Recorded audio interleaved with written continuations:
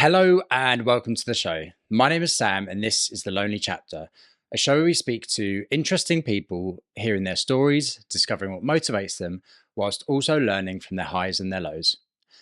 Today we are learning from York Atkinson, who's been working in and around the world of social media marketing for the last few years. Expect to learn what all content creators should know about social media, what he thinks personally about the evolution of social media platforms, and how he has been affected by a recent late diagnosis of ADHD. Thank you for listening. This one was made for your enjoyment.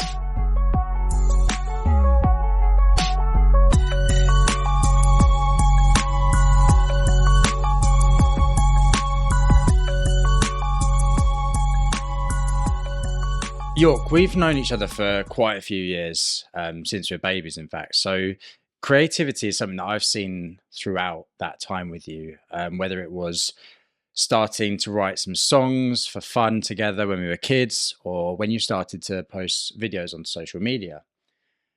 What is it about you that draws you to that creative energy? Yeah, that's a good question. I don't know. I've never really thought about it, to be honest with you. I think it's just something that's always been there. Like I've always had this like driving force that's, I guess, questioning things, trying to find out why something is a certain way, and I guess sort of creativity is part and parcel of that. I think that sort of everyone has the ability to be creative, but I think certain people are maybe perhaps more predisposition to it. And I guess I'm just one of those people that I've always enjoyed creating things, making things, and sort of like having that reflection once you've created something, and that sort of that feeling of like, I've made this myself. I've always really enjoyed that, and I've always enjoyed sort of discovering what I can create, I guess. Was there something that stands out in your childhood, like the first time you sort of really got that buzz from creating something? Can you think of that?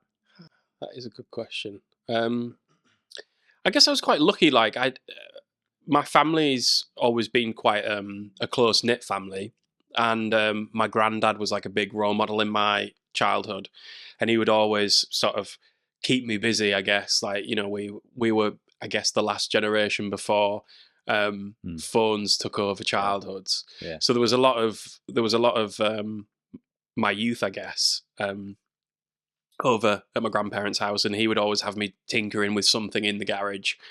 He taught me to solder, I think, from when I was maybe like 6. So I guess that, yeah, it's relatively creative, sort of teaching me how More to use creative it. than most 6-year-olds, I'd say. Yeah, I think that's probably one of the earliest. I was definitely very young, and he was teaching me how to use the soldering iron and use the solder, and yeah. Health and safety have got their pitchforks out now.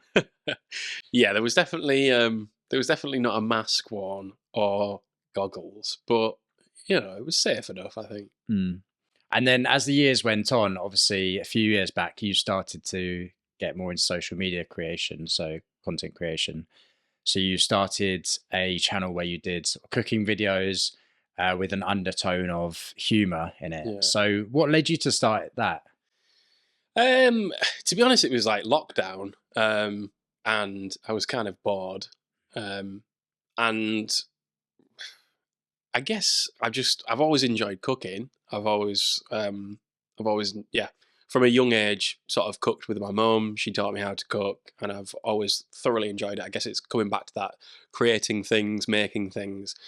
And in lockdown, I just thought, why not? Like, I'm gonna do something. I'm gonna create this. I'm gonna do a video series because I've learned how to edit at university. I did like journalism, like multimedia journalism. So I thought I'm going to use my editing skills, going to keep abreast of those so I don't lose the skill, and I'll create something that, well, I can cook, so why not? And a sprinkle of humor. I can't help that. I'm just kind of just sort of comes. That's you, isn't it? Yeah. Yeah. And what was that journalism degree like? So you said you did that. What did you learn from that? And what was there anything in particular that you carried over? Learned loads of stuff from that degree. How to interview, how to film, shoot, edit. Sort of anything that you need to be a multimedia journalist, I guess. So the Instagram channel kind of just fed into that. It was sort of presenting on camera, editing, and creating something. So that's sort of how that came about. And it was lockdown, and it sort of needed a project to keep my mind sort of busy without going a bit, crazy, I guess. Yeah, for sure. And how did you find it putting yourself out there? Did you get positive feedback, negative feedback? Yeah, I mean, it was relatively positive. I mean, it never grew huge. Got like, I don't know, 800 or so followers. But it was, yeah, I didn't really think about it. I just kind of wanted to do it. I just sort of thought, why not? Let's make a bit of a joke at myself. And let's see, if people are interested, I guess. It was kind of just, I wouldn't say it was overly egotistical, but maybe there was a smidge of ego in there. I was kind of just interested to see if what I thought was funny would be received well by other people, and It was. Well, I think that's interesting because, like, I think that's the best way to be. Is if you're putting content out there, you've got to find that content funny or beneficial yourself. And I think sometimes creators can fall into looking at what other people want, but not necessarily what they want to do. So staying true to yourself like that is, I would say, is like the perfect way. And obviously, as something grows, you can get pulled away from that. But yeah, trying to stay on that course that you set off on, and like it sounds like you did. That's great. Yeah, that would sort of be the thing that I learned the most from it. It was just sort of, I guess you find something that you're particularly interested in, and if you can create something around that, then you can't really go too far wrong, providing that it doesn't offend or hurt anyone else. And then you took what you learned from that, and obviously your degree as well, and it went hand in hand. You've gone into sort of moving, working for companies and doing this sort of social media stuff, marketing and stuff around that. Can you tell us a little bit about that and what you've been doing and what you've learned from that? So the funny thing is, with the Instagram channel that I sort of set up as a bit of a joke, actually did lead me to my first proper job within social media. It was actually quite similar to what I was doing. It was creating food content for a company, and we'd make food content for other brands, big brands, McDonald's, McCain's, large food brands, and it was a faceless brand. And my task was to come up with recipes, interesting recipes, and cook them on camera. It was an amazing feeling, like getting that job through something that I'd started as kind of a joke.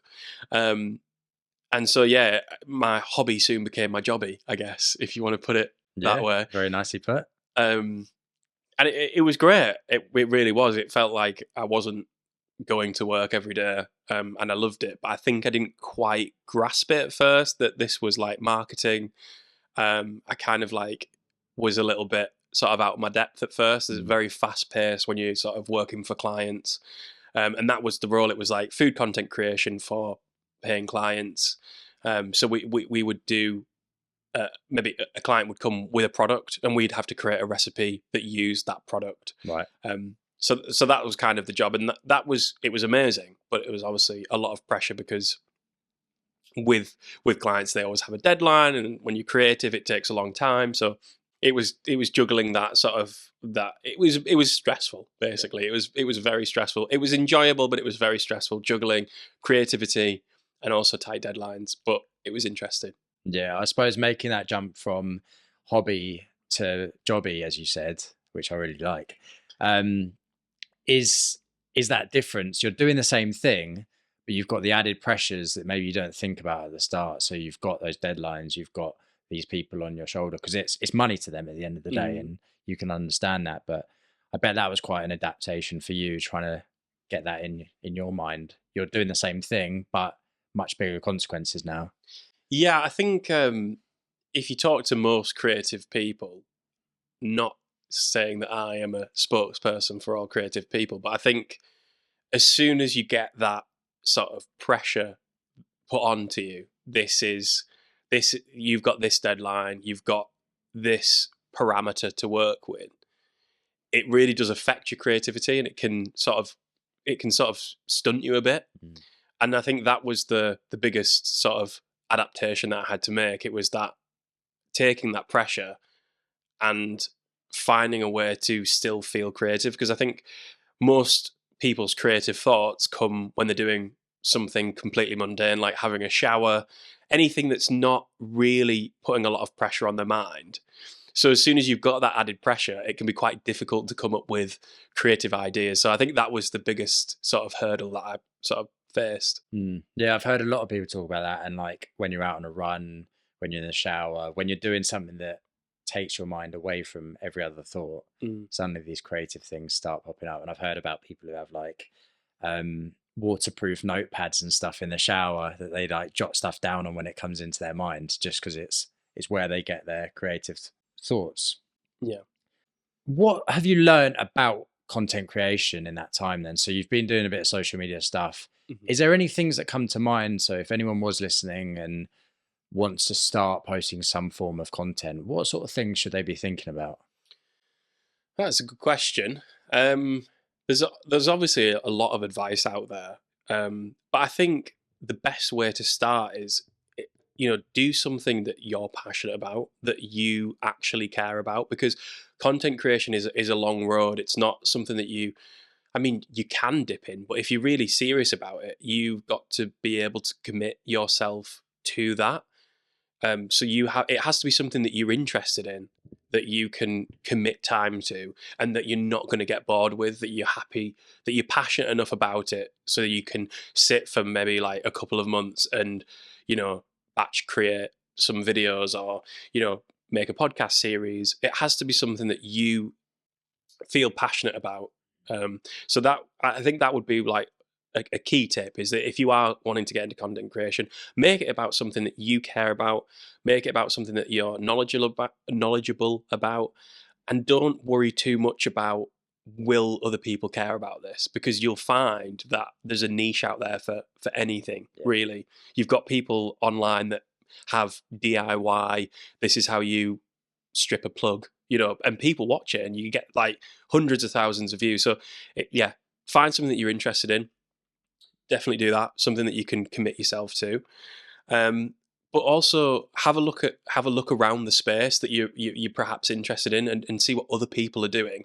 Not to necessarily, don't use it as compare yourself, but see like what are they doing. Maybe you can take some techniques. So what works, what doesn't work. Absolutely. So if you, for example, if you're interested in a podcast like yourself, you will have probably listened to a lot of podcasts.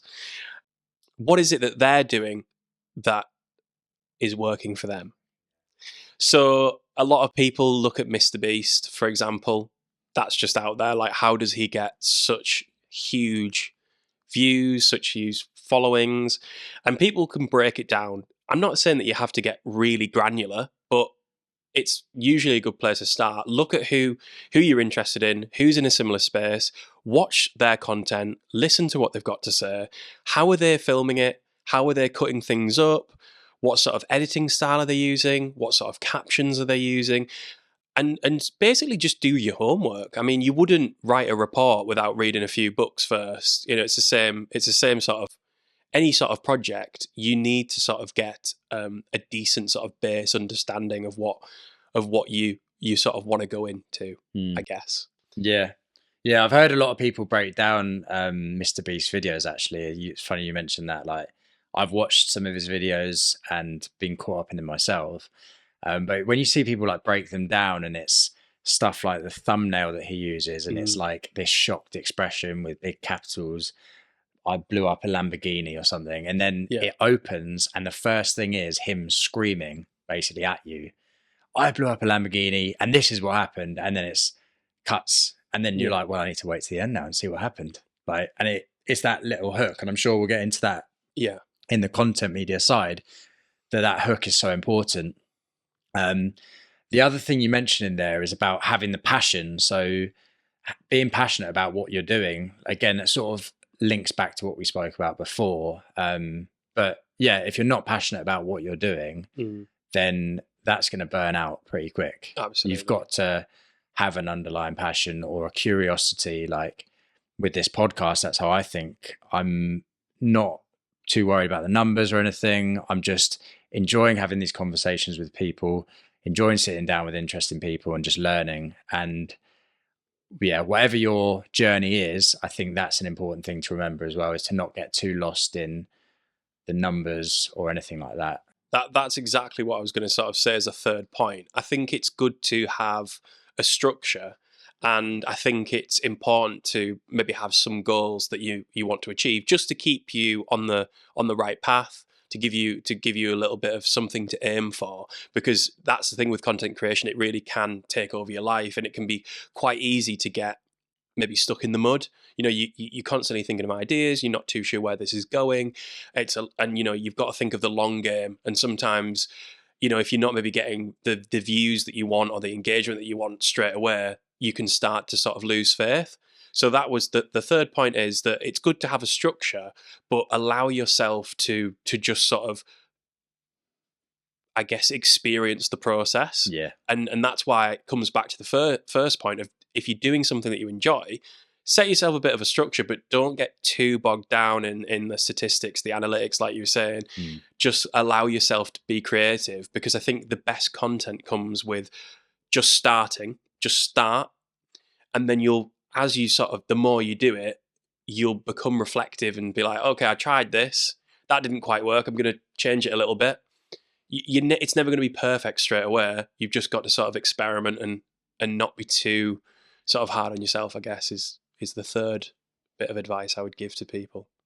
Yeah, and in that part you just said about just doing the thing, and that sort of shocks my mind into this thing that Chris Williamson talks about a lot.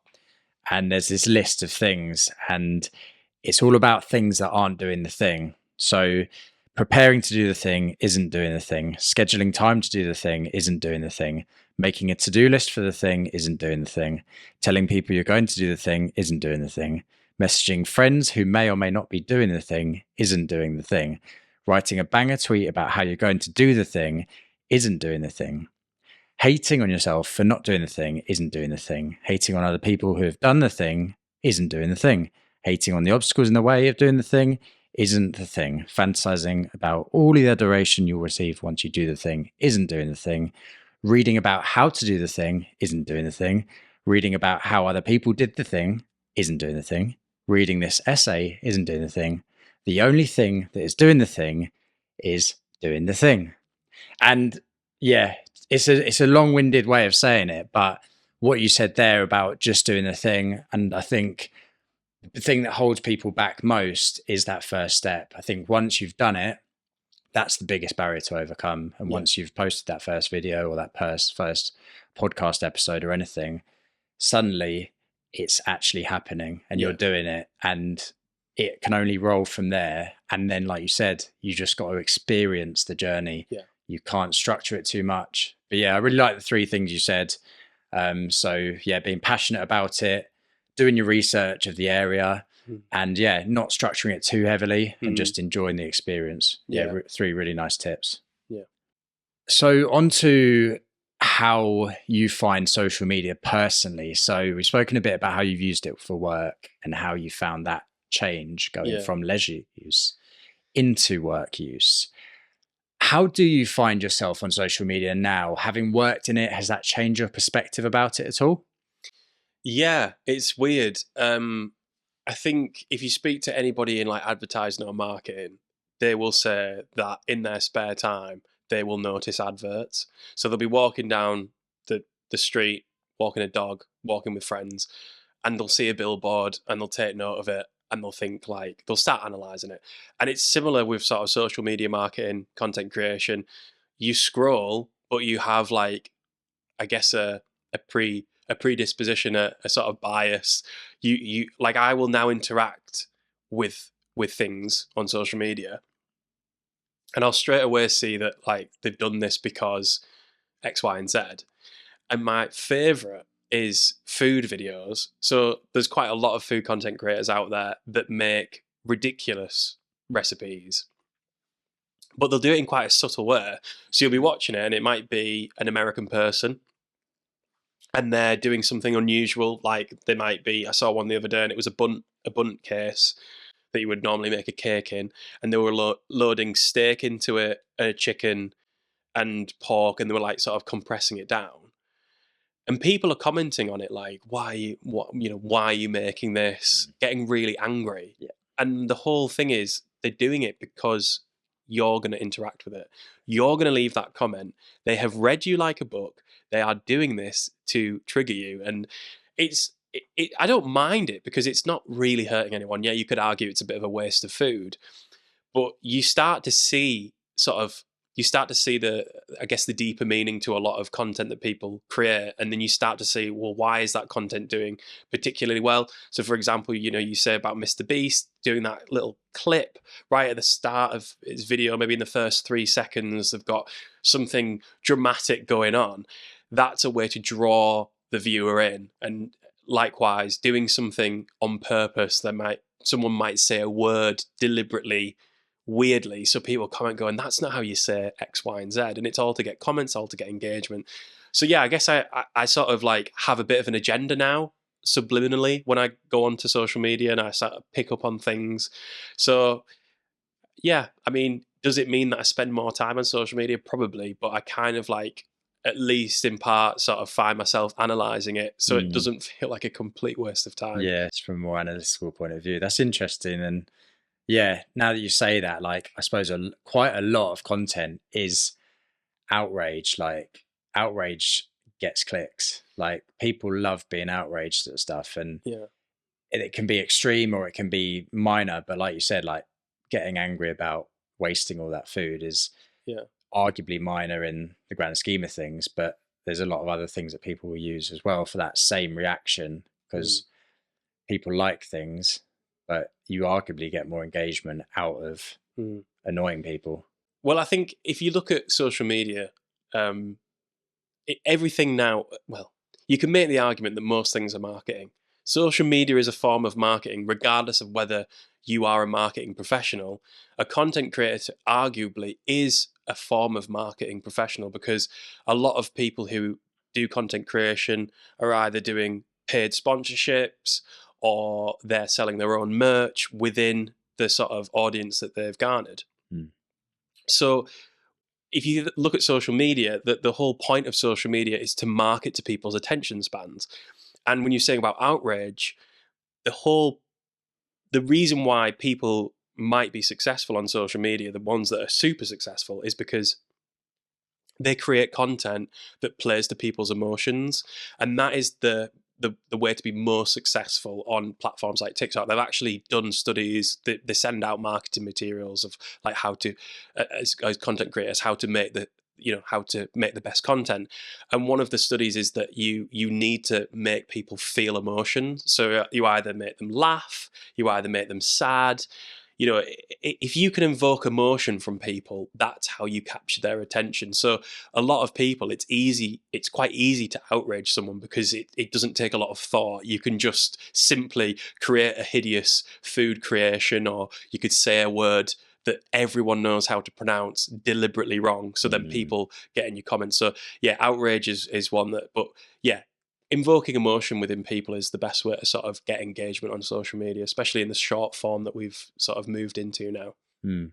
It's sort of gone away from social media. So even like when you look at the news now, the news is never like, it's never good news, firstly, or they do like one story at the end, which is like, look at this dog reunited with its owner Yeah, that's the after it's soft been news like story. away in the army or something. Yeah. But most of the news is just like outrage again. It's like, this happened and this person said this, and then they get someone on to debate someone else who are both at opposite ends, and it just becomes this like outrage, and everyone's outraged. You listen to like LBC, it's just opposite ends of the outrage spectrum. So yeah, it's fascinating. That is so captivating to humans, and I'm sure there's a reason for that out there, and I'm sure someone clever will tell me one day. But Yeah. Well, there's a lot of stuff in behavioral science that sort of is really interesting when you start to look at that, because behavioral science plays a lot into marketing and how we decide to make choices. So, like, people, if you go to an expensive restaurant, you'll often see that there isn't a price next to, or that there is a price, but there isn't like the pound sign, or it's maybe like 9.50. All of that is to do with psychology. So not putting a pound sign on there makes you subliminally think, oh, this is more prestige.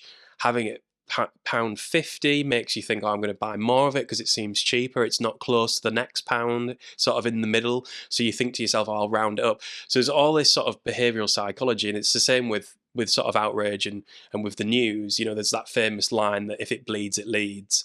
It's that idea that we are obsessed as humans with things that are outside of our normal sort of existence. And I think that your day-to-day life, you're not constantly, well, a little bit different for you because obviously you're in the emergency services, but most people's day-to-day lives aren't experiencing this dichotomy of sort of calm and then frenzied. So the news is always going to be looking at things that don't happen as In regularly. day-to-day life, yeah, in people's day-to-day lives. So it can be very easy to look at it and think, oh, this is just the bad news, but it kind of is because it doesn't happen all the time. But at the same time, there is obviously the fact that people find it interesting because it is so out of the norm, I guess. Yeah. And I think the saying like marketing techniques there as well. I think another one I've heard of is, I think the example is like booking economy or business class or first class on a plane, and they price up that first, so the middle price is far from the economy enough, but close enough that you will contemplate it. Yeah. But then that top tier is way off in the distance. So by looking at that, you see the difference between the top one and the middle one and think, oh, it's worth going for that because that's way cheaper than the top one. But suddenly, you just forget about the cheapest one. So it's that whole like tricking. I've heard loads of stuff about it. I can't remember it all now, but it's fascinating when you get deep into it, isn't it? Apple do it. That's they're the kings of like this pricing structure that walks you all the way to the top of their pricing structure, and they do it. I think Marques Brownlee, tech YouTuber, talks about it with iPads. And they do that really well with the iPad. So the base iPad has like literally basically no features at all. I think it has like lightning charging. And obviously most people know now that they've got USB-C. And so you come at the bottom, you're looking at the base iPad. The next iPad up that's got USB-C and it's maybe got a bit more colours is maybe like $100 more, £100 more. So then you think, oh, I might get that because the base model's only got 64 gigabytes. So I'm going to get this because it's got like, I don't know, 512 or whatever it is. And they slowly walk you up. And the next thing you know, you've got the iPad Pro, you've spent £2,000 and you're left sitting on a cardboard box.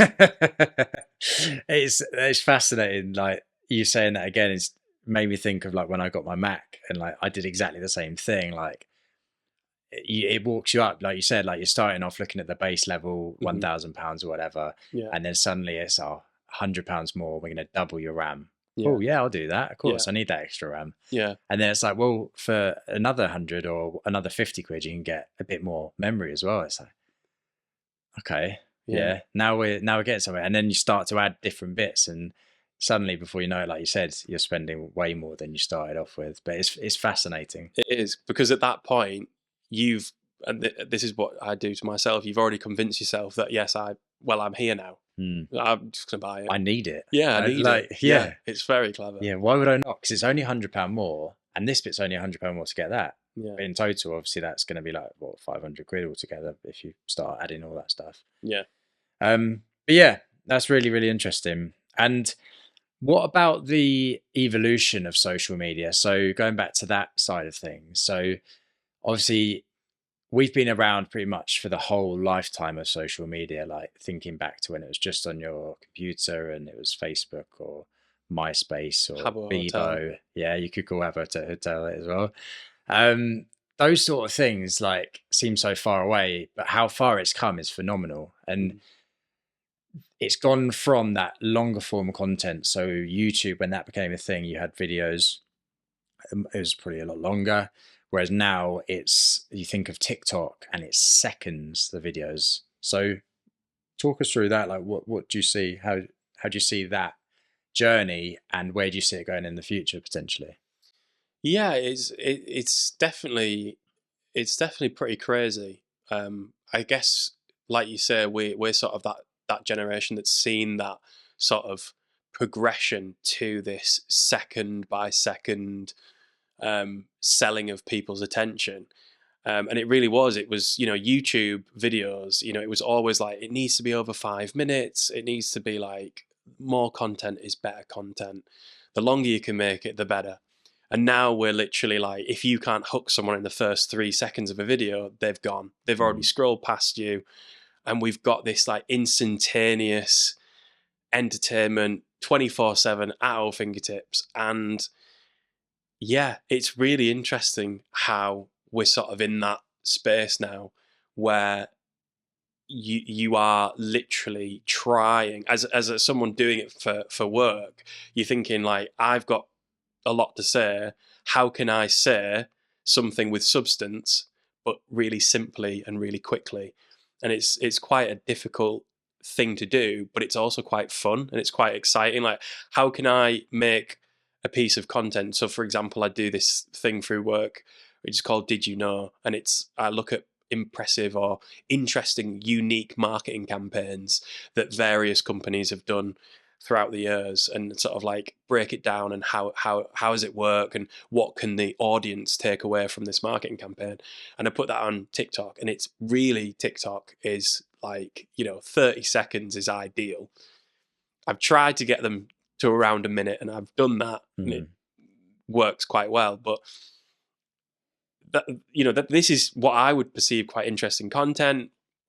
But it's like, how do I say something that's that has substance, that's breaking down this marketing campaign without being oversimplistic and missing out key elements? So it's that sort of challenge. But yeah, it's a really sort of, I think there's pros to it. There's obviously a lot of cons to it as well. And it's just trying to find that balance between people's attention spans dwindling because they're so used to this quick, simple, really fast content, but then also using it to your advantage, and sort of, just because something has changed doesn't mean that it has to be fully bad. You can sort of create positivity. Yeah, that's definitely something I've noticed, is like, when you look back at the videos and you can see where people have like clicked off it, and it shows you that little graph, it always just drops straight away, and then there's a bit at the bottom where people the have retention stayed, rate and is it's shocking. phenomenal just watching that. You can actually watch it in live on TikTok, at least, where it shows you at what point people stop watching, and it's literally the first few couple of words. Sometimes it's phenomenal to see. But yeah, so going away from social media slightly. So you very recently, in fact, got diagnosed with ADHD at age 28. 28, yeah. So yeah, very late in life. Talk to me about how that's been for you. Yeah, I mean, it's been quite an experience, to be honest. I guess a weight has been lifted. I sort of always considered myself as a bit like different from other people, but I never sort of like really understood why. But I remember being so like committed to this idea that I don't like, that I am just different, and I always thought that I thought differently from other kids at school and didn't quite fit into that sort of like how I would maybe describe as, I guess, like, I always used to sort of see life as a kind of like conveyor belt to an extent. I know that sounds a bit deep. Probably didn't think that as a kid, but looking back on it now, and I was sort of like the crumb that had maybe fallen off the conveyor belt, and I was looking at the conveyor belt and it was all nice and ordered, and I was sort of like waving from the side. But that's kind of like, so basically I always felt like I didn't fully fit in kind of like the square peg in a round hole. And it was only sort of last year that I was sort of a colleague in previous roles sort of said, have you ever considered that you might have ADHD? I was like, no, not really. Like I always knew I was a bit sort of different. I had this like basically dyslexia in maths, dyscalculus. So I sort of knew that I had this, I guess, a bit of a learning difficulty at school. bright enough, but just take me a little bit longer to sort of maybe learn information or understand information slightly slower. So I always knew that I was a bit different in that sense, but I'd never considered that it would be something else. And then I thought, well, I'll sort of do a bit of reading around it, and I started to read around ADHD, and I sort of there's quite a lot of similarities here. I'm sort of experiencing, yeah, definitely experienced a lot of this here. So I thought I'll go to the doctors and see what's what. And I was quite lucky, really, because it's only taken a year for me to get diagnosed. And I think a lot of people can wait years on this on the waiting list to get diagnosed. But if anyone's out there, Psychiatry UK, very good. Get them recommended to you by your doctors, and they're like an independent body, but they're all psychiatrists. Okay. And yeah, just sort of sat down, had to fill out sort of like loads of details about myself, self-reflective, how I experienced things when I was sort of like a kid. Did I struggle with anything? And then you have like an hour's consultation, and yeah, it was just like eye-opening. They were like, "Yeah, we're quite confident that you've got ADHD." So the diagnosed with like combined. So I think it's like I'm not 100% sure. It's still all quite new to me, but I think combined is like you have the bit of the hyperactivity, but then you've also got sort of the distraction, and that's the sort of thing that. Right. So you got both as opposed to like one. Yeah, I think some people can have like one more so than the other, but it's like a spectrum, like with a lot of neurodiverse things that you sort of. There's never a clear cut thing. It's usually a sliding scale. You usually have a few different things, but it was definitely a bit of a way off. I think it's been quite like, oh, so this is maybe why I think this way, or I've maybe explains that action that I took last week that kind of didn't really have much sense to it. So yeah, it's been quite a way off. And has it changed how you look at yourself? Like, obviously it's quite recent, you're probably still coming to terms with it, but has it changed how you sort of perceive yourself now?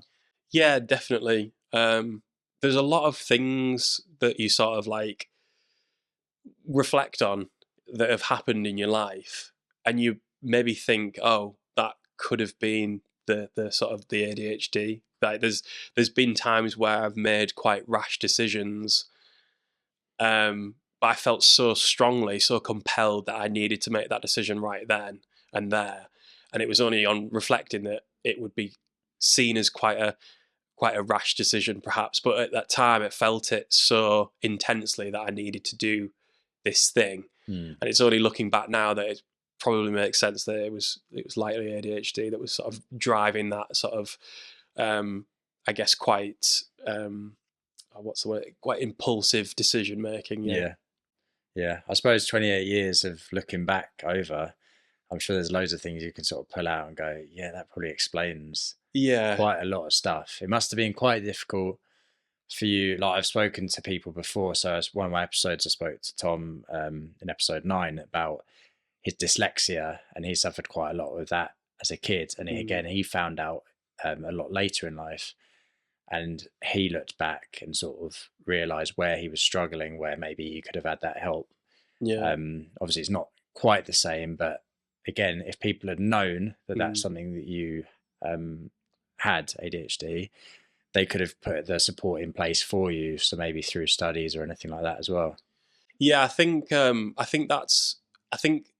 so. Initially, I felt like I went through a range of emotion when I sort of was diagnosed, because there was that initial sort of elation and there was like a weight off. But then there was kind of like a little bit of a mute point where I sort of thought, God, if only this had been sort of identified earlier on, would I maybe have struggled as much as I did through education? You know, it really, as much as like I say that I didn't really struggle with sort of grasping things. I always did relatively well at school. I was always in relatively decent sort of sets. Never in a top set for maths, unfortunately. That was always my weak point. But yeah, looking back, I sort of think that, you know, if I'd had the support, I wonder how things might have been different. Yeah, I think it's difficult, isn't it, because there's always going to be that thing in your mind of like, could this have been different? But I think it's important to also look forward and, like you are, like, experience those feelings, but don't linger on them, and just try and move forward. And Well, it's that's good to it. have that like elation that you spoke about and that feeling of Yeah. like the weight off your shoulders. That's a nice way to put it.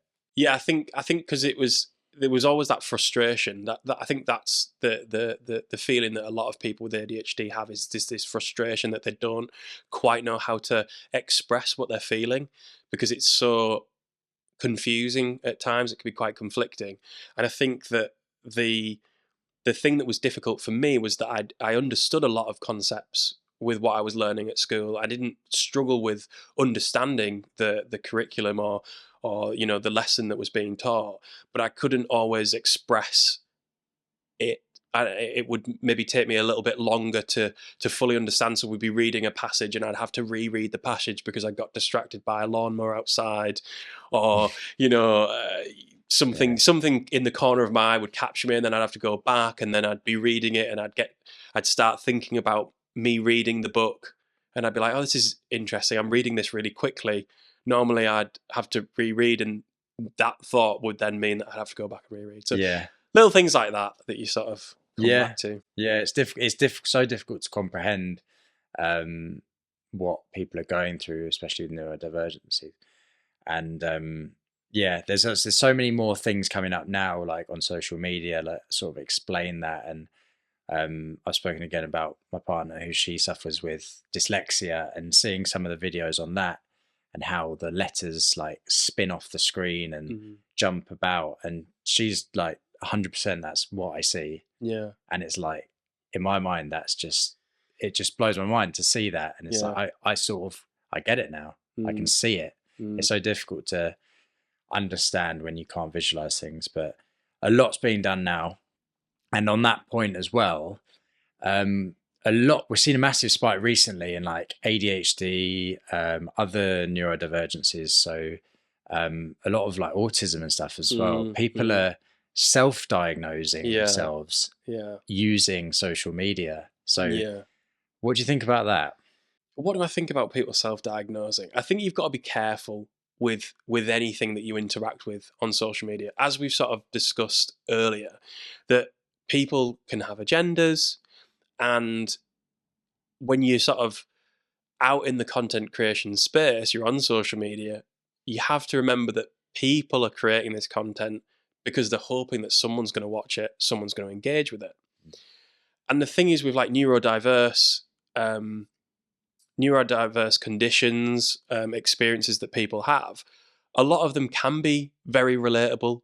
A lot of people can relate to a lot of the issues. So it's very easy to make content that anybody could sort of watch and go, oh yeah, I get distracted really easy. I must be ADHD.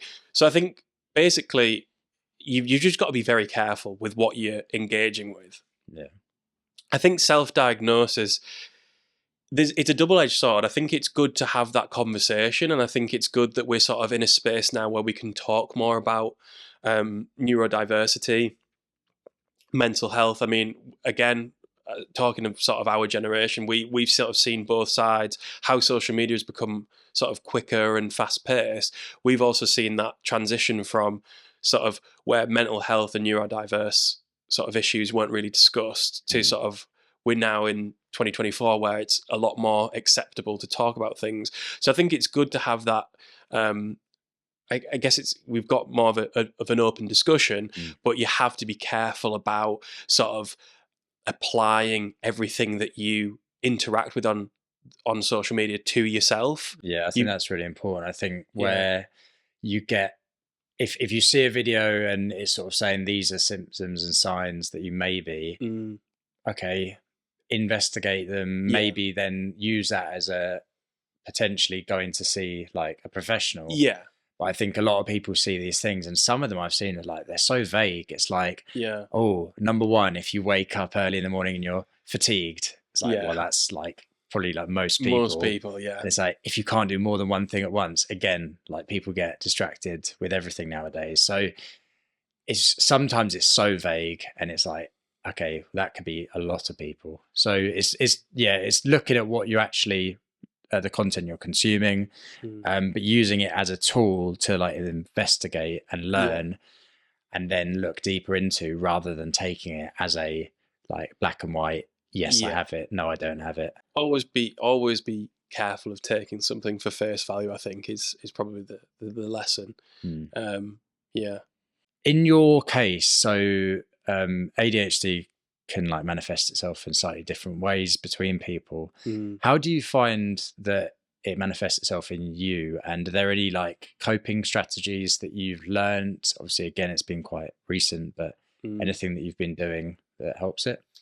Yeah, I guess for me, it's definitely attention span is very low, or it can be. It really is it's a sort of a roller coaster. It really can depend. If I'm particularly well rested and I've had quite a relaxing weekend or whatever, I can find that my concentration is pretty good. I would say my concentration levels are better in the morning, Mm. and then after lunch it can really dwindle. But it probably concentration is something that I really struggle with. I'm very like hyper aware of my surroundings. So I do notice a lot of things out of the corner of my eye, any sort of like change in light I can sort of like distract me. Any sort of loud noises or any sort of change in an environment that I'm very used to, I'll notice something that's changed. So I can be easily distracted, I would say.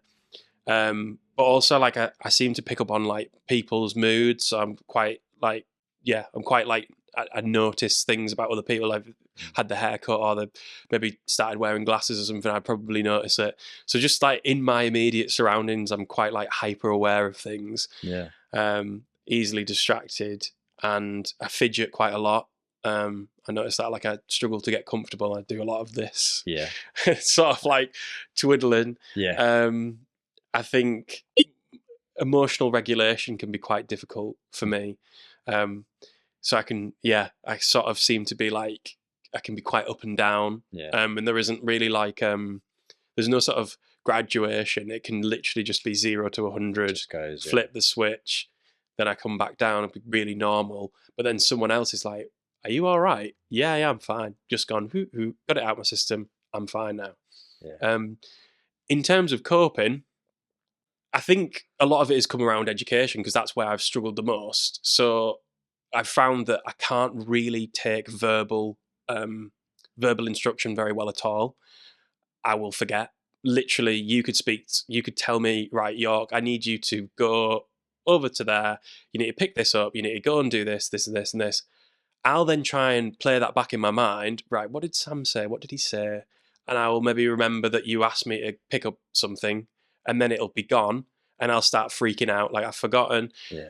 So I need tasks to be written down. Basically, I have to write stuff down. So I've become a big fan of taking notes or voice recordings. I do a lot of voice recordings, so I might be walking, have an idea, voice note it down. That really helps. Mm. At uni, I used to have to like I recorded every single lecture that I went to myself on my phone, and then after the lecture would transcribe the lecture because otherwise I wouldn't be able Yeah. to keep up with the speed of the like natural talking and me being able to take notes. Yeah. It's That interesting that you did that before, like, obviously being diagnosed. You just yeah, realized that that's something that you struggled with, yeah, but you didn't know what it was, but you yeah. still just did that thing. And yeah, they're really nice strategies that you sort of laid out there as well. Yeah, I think it is kind of like looking back now, as you were saying before. How do you look back on sort of actions that you took now that you've been diagnosed with ADHD, and you sort of see that as is that enlightening? I guess is Mm. the want for a better word. And yeah, it's things like that. Like not being able to sort of like sit in a lecture and be able to take all of the information in and having to sort of record it, not take any notes at all because I wouldn't be able to keep up. Going back, listening through it and going at my own pace. Mm. So yeah, I think it's that like, and that's sort of come into one of the biggest coping mechanisms, I guess, is just allowing myself to say, I unfortunately, well, not necessarily unfortunately, but I just learn differently to other people and I take information differently to other people. And it's just about being honest with people. So, like colleagues at work now that have been diagnosed, I'm like, look, I've got ADHD, gonna have to have stuff written down for me. Probably gonna have to ask you a few times about things because my working memory is pretty rubbish. Mm. And I do need a lot of self sort of like, I need a lot of like clarification about things and a lot of reassurance before I can commit to stuff. But it's just like, yeah, it's just kind of, that's just how it is. You know, there's not much I can do. It's nice now that I've got that diagnosis, because I can be sort of like confident in saying that this is why I'm like that. Whereas before it was like, people would be like, why are you doing this? And my answer would be, I don't know. I just have to do it like this. Yeah. So now that I can sort of say, well, it's ADHD and it's just the way that my brain works, it's kind of nice. It's freeing, I guess. Yeah, it's nice to have those answers and to sort of finally understand that, I suppose. And obviously, as you move forward, you'll learn more about yourself and understand it more as you learn. Yeah. But yeah, I think it's been really useful. I think hopefully, if there's anyone listening who is struggling with ADHD or thinks they might be, some of those coping mechanisms might help. If anyone's thinking about getting some content out there on social media side of things, then obviously you gave some really good insights into that and what people can do. So I think that's a really nice place to end today. And I just want to thank you again for coming on.